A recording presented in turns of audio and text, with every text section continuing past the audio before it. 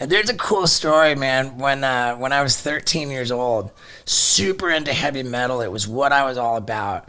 And my favorite band was Motley Crüe because like they represented this like sex, drugs, and rock and roll. And I just fucking thought that was it, you know. Yeah. Like I thought that was it. And I lived in Toronto in Canada. I said I moved to Canada when I was 12. And I was 13 when Motley Crue came to town. And I saw in the news the day before their concert that they had gotten into town and gotten into some kind of trouble. And I was like, well, they're already fucking here and the concert's tomorrow. So, like, that means to me they're in a fucking hotel. Yeah. And I was like, I'm going to find these fucking guys, right? And so And is this at 13? 13, yeah. I was like, I'm going to find these fucking guys. And so I was like, you know, all the guys in Motley Crue, you've got Tommy Lee, you know, and I'm like, dude, Tommy Lee's not going to fucking check into a hotel as Tommy. I can't just call the hotel and say, let me fucking get Tommy Lee, you know? So I was like, I guess they're going to be in a hotel checked in under the name of their manager. So I checked, I ran to my room and I looked at all my albums, my cassette album sleeves, and looked for their manager's name. It said Doc McGee. Then I ran to the fucking kitchen. I opened up the phone book to Yellow Pages and I just started calling hotels. And from the top of the list, every hotel, they answered. I'm like, hello, can you put me through to Doc McGee's room, please? For hours. And I finally got patched through. And, Don't lie, it I worked. swear it worked, dude. Yeah, I got patched through. This fucking phone rings in a hotel room, and this guy answers the phone, and I said, hello, is that Doc McGee? And he says, no, this is Doc's brother, Scott. Who's this? And I'm like, fucking Motley Crüe, are you serious? Are they there, dude? You know, like, and he was kind of annoyed. He's like, how did you get this number? And I told him I just called every hotel in the Yellow Pages, and he says, are you kidding me? That is awesome. How would you like backstage passes? And I can give you tickets in the 5th row. So my dad took me and got pictures of me with Nikki Sixx and Tommy Lee. Oh, And, lad, dude, that's sick. yeah, it was October 25th of 1987. Yeah, you'll never forget that. Like, That dude, it made me a monster. It literally made a monster out of me because, like, it made me a monster. 100%. I can't wait for someone to quote that and make it into a meme, you know? Dude, these were my heroes, dude. These were the biggest fucking icons that I could ever hope to be standing next to. And then you were just there. And I was there, and I didn't have anything that, like, you know, I didn't have any like interaction of substance. I didn't have anything that they needed to hear me say to them. There was nothing like, but just the fucking fact that I was standing next to my heroes like that. And I was like, I made this happen. Like, I think it empowered me to really have the belief that whatever the fuck I want, like I can make it happen, you know? And that was my heavy metal phase. And then, that's one of the sickest stories ever. How many hotels did you reckon you rang? Oh, dude. What was the phone bill that month?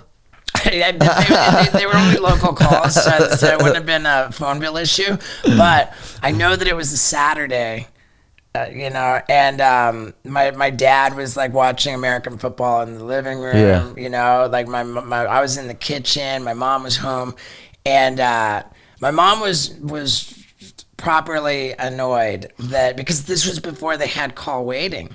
So now, like, you know, you're tying up that. Now if someone calls, and was it one the of phone, them phones as well? Yeah, you're gonna have a busy signal. You're not gonna hear a beep that allows you to click over. So my mom was like frustrated that I was sitting here tying up the house phone because you're tying up the phone. You know, and I say, Mom, I'm calling Motley Crüe. You know, like whatever, like, and my dad, to his credit, all he ever wanted was for me to be like on fire for something, because like my whole life, up to that point and after that point, my credit cards, my report cards from school, my grades were terrible. I had terrible grades. I was constantly in trouble. I was just like. I was a basket case. I was a lot to deal with, and it was a mess. And my dad for my dad to sit there and see his kid on fire, like with this initiative, with this drive, calling hotels. My dad told my mom like to back off. You know, like, hey, honey. He's enjoying himself. Leave him alone. Yeah, honey, he's cool. And my dad was really stoked. And after that, like with every bad report card and everything, like it became this like albatross kind of a thing. Like whenever I was in trouble, whenever like my dad was like, son, if you could just show the initiative that you showed to meet Motley Crüe and apply it here, you know, like become a staple. What he'd say to he just say it all the time. But dude, this is a big deal, I think, because like my dad went on to say years later, he said when Steve sets his mind to something, he can accomplish just about anything. The problem is that's a fairly narrow slice of the pie. You know, like I never learned how to run a dishwasher. I never like every job that I ever had, I got fired. I got fired.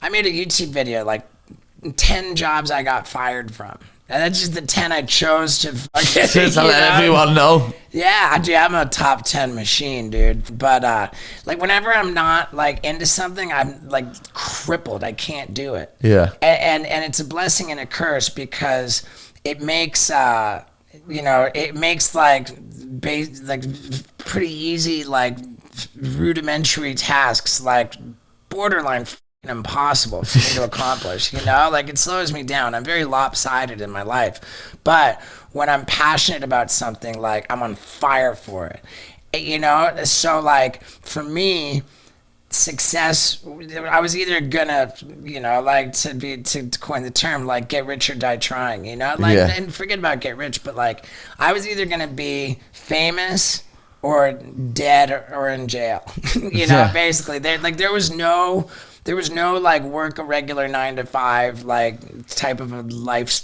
in the cards for me. It wasn't gonna happen. I was either gonna fail or I was gonna win. I know what you mean though. I've always said that but the thing is I've never had a job. I love it. I've never had a job. I don't know what it's like to be fired. Right, but for you, you know, and it's, I don't even know, like my mom, I told you my mom was drunk. Like there's major alcoholism on my mother's side of the family. In fact, everyone, my mom and all of her siblings, plus her parents, plus all the way up the family tree, everyone is actually, I used to say dead or dying, but now they're all dead. Dead from alcoholism and gambling and suicide. And like, you know, really like pretty dark stuff on my mom's side of the family. And of course that was like the, you know, my thing, you know, like I was like I have that too, you know. I'm the first member of my mom's family tree to achieve long-term sobriety, and I'm profoundly grateful for that.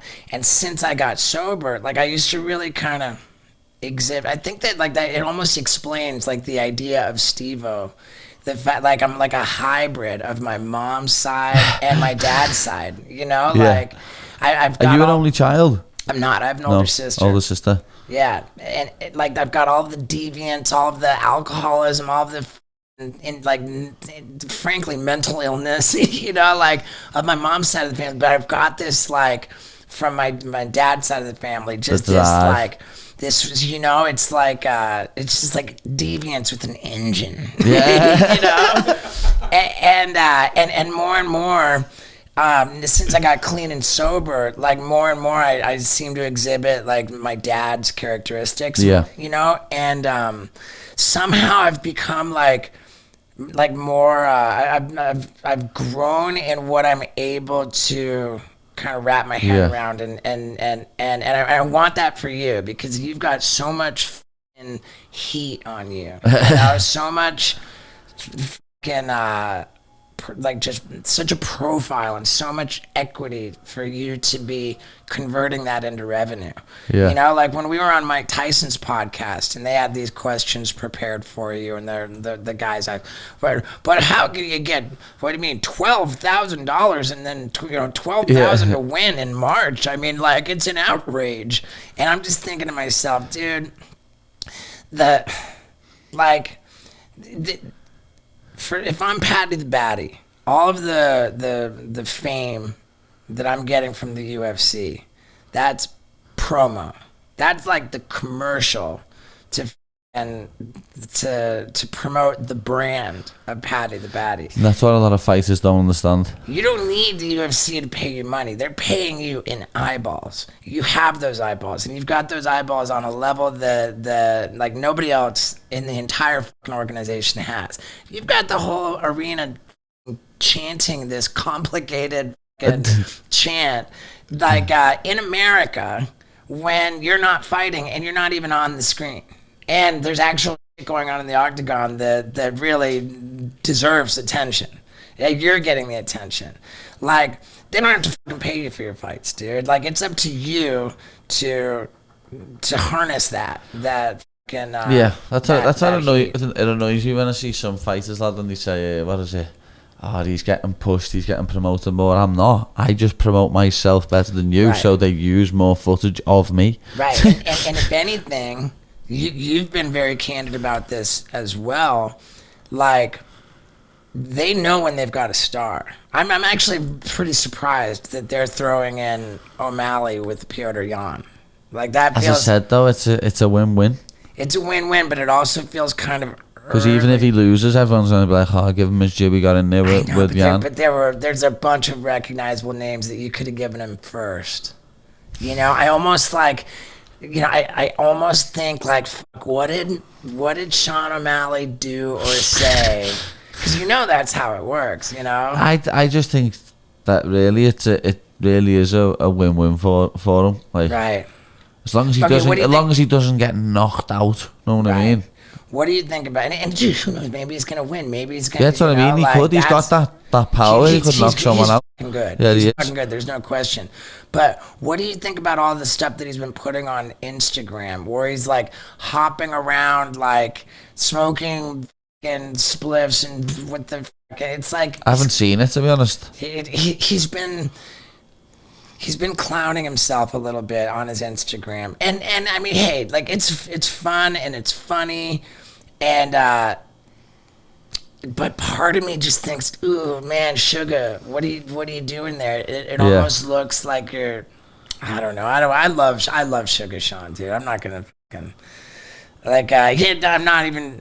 I've criticized him in the past, and I fucking was wrong, dude. He could keep doing what you're doing. I take it back. I love that kid. He loves the UFC, this fella, you know. Dude, like, what was the first ever UFC event you went to then?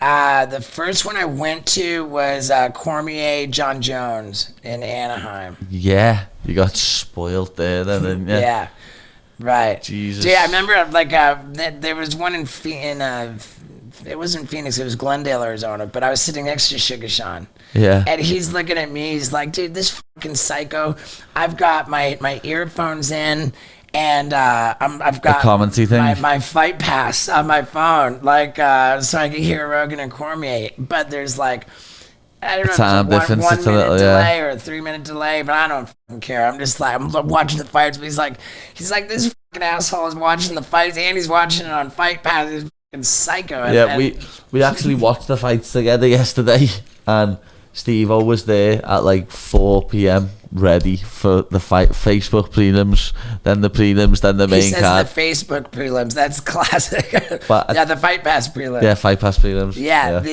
Oh, dude, man, I do that, man. Like when I'm like Anthony Kiedis, dude. I can show up for the first prelim in the arena. My girl and I flew to Dallas to see Darren Till when he challenged Tyron Woodley for the belt. And my girl and I show up for the Fight Pass prelims, and it was so crazy because we walk in, the arena's empty, and we go to our seat, and Anthony Kiedis, the lead singer of the Red Hot Chili Peppers, is fucking sitting there. They've got me sitting next to him, like right in front of the octagon, and I'm thinking, I'm sitting next to the lead singer of the Red Hot Chili Peppers, Anthony Kiedis, and I'm just telling myself, like, okay, I'm in my head, I'm thinking, like, okay, dude, Steve-O, just fucking shut the fuck up, don't fucking annoy the guy, just fucking, like, just let him do his thing, just watch the fights, like, don't fucking be a kook. And And sure enough, like Anthony Kiedis, like, wait, what do you think of this? Like, we're just talking about fighting, like we're rapidly into it. We're just sat there for 6 hours, having a blast, just analyzing fights, talking about it. Dude, that guy was great. Yeah, lad. The same happened to me. The first UFC event I went, like first one where I was sitting in the good seats, I was sitting next to Action Bronson. Yeah, but I didn't know he was. You know what I mean? He's always there. Yeah, dude. so I love that guy. I was just, me and him were just talking about the fight, saying, "Oh, I reckon he's won that round. I reckon he's won that." And then he messaged me after it. I was like, "Oh, what's happening, lads? You alright?" You know what I mean? I didn't know, like, because that's not on British television, his program. You know what I mean? So I didn't know who he was. Right. Yeah, dude, he's Bam Bam Baklava. And he's great.